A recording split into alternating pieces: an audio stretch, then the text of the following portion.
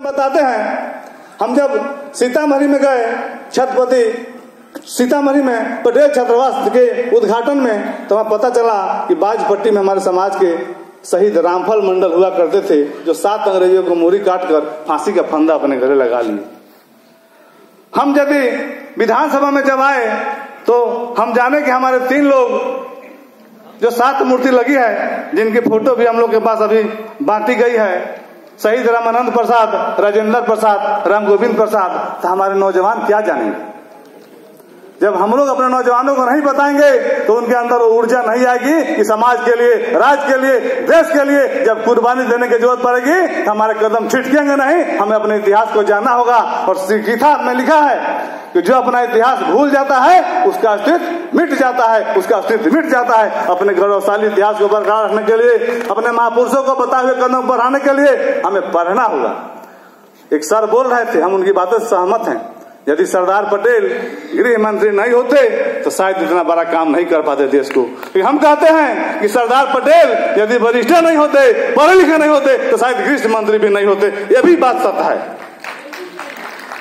हम सरदार पटेल की मानते हैं, जानते हैं, उनकी मूर्ति लगाने का, उनकी माला चढ़ाने का, उनकी जयंती मनाने का, उनका गेट बनाने का हमारा अधिकार है, हमारा पूरा अधिकार है। लेकिन हमारा कर्तव्य भी है कि सरदार पटेल को यदि हम मानते हैं, पटेल जी को यदि हम परिवार का अंश मानते हैं, तो सरदार वल्लभ भाई पटेल 75 साल पहले बैरिस्टर थे, 80 साल पहले बैरिस्टर थे। 80 साल के बाद हमारे हर घर में एक बैरिस्टर, एक doctor, engineer, IAS, IPS, BDO, SDO होना चाहिए। तब सरदार पटेल का सपनों को हम साकार कर सकते हैं और सरदार पटेल के सपनों को साकार कर सकते हैं। सरदार पटेल का सपना भी था, एक भारत, नेक भारत और शिक्षित भारत, सशक्त भारत का उनका सपना था। उसके लिए हमें पढ़ना होगा। और जब तक हम पढ़ाई की तरफ, एक गांव है आपका दाऊद नगर में, रघु बिघा, उस गांव में हम गए थे। पटेल पुस्तकालय बना हुआ है और उस पुस्तकालय में हम जब गए शिक्षक महोदय की पुण्यतिथि में, उस गांव के सब लोग, हर घर में एक शिक्षक हैं, BDO, SDO हैं। अब 148वां रैंक एक लड़के ने लाया है UPC में। और वहां हम लोगों से जब पूछे कि आपके गांव के मिट्टी में का यूरिया, DAP, पोटास ज्यादा है क्या, हम ऐसे पूछे कि सब लोग शिक्षक ही हैं, BDO हैं, SDO हैं। उन लोगों ने बताया कि जब बिहार में बिजली नहीं था तब हम लोगों ने प्रण किया था कि जब तक किसी के दरवाजे पर सामने वाले का लालटेन जल रहा है, उनका बेटा बेटी पढ़ रहा है, तब तक मेरा बेटा बेटी पढ़ता रहेगा। और आज सफलता परिणाम आपके सामने 30 साल के बाद है। तो आपको लक्ष्य लेकर चलना पड़ेगा। हम हर घर से मुखिया नहीं बना सकते हैं, यह क्षमता हमारे पास नहीं है। बिहार में 40 सांसद ही बन सकते हैं, 243 विधायक ही बन सकते हैं।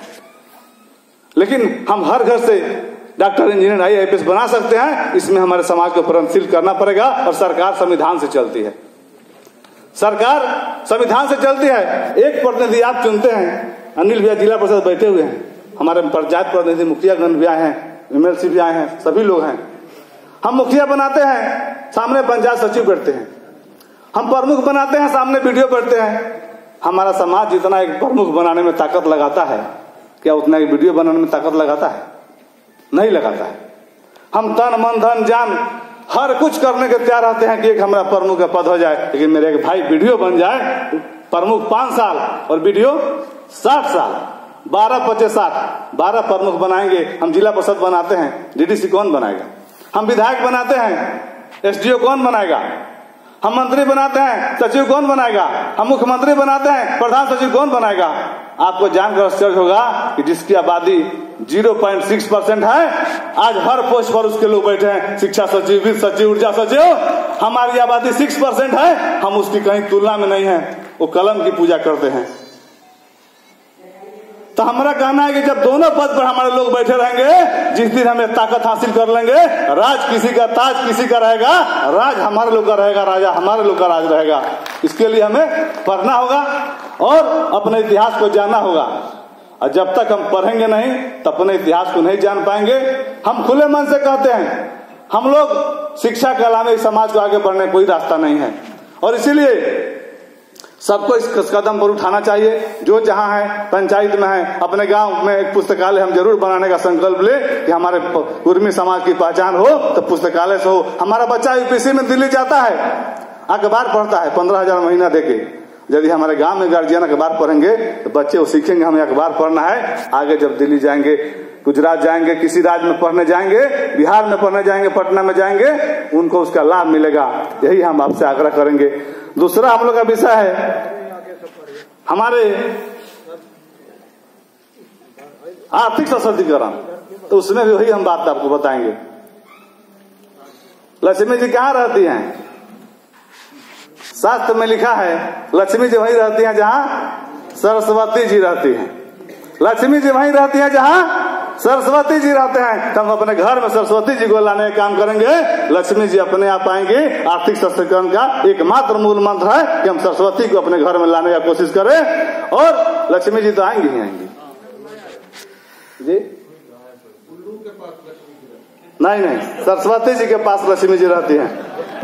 ज्ञान के पास रहती है, जिसके पास ज्ञान रहेगा उसके पास धन अपने आप आएगा, कोई कमी नहीं होगी।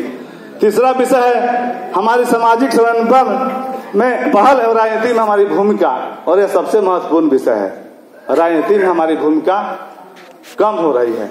हमारी आबादी के अनुसार हमारी संख्या कम हो रही है। हम लोग जब 2010 में विधायक थे, हमारी जितनी संख्या थी 2015 में आधी हो गई।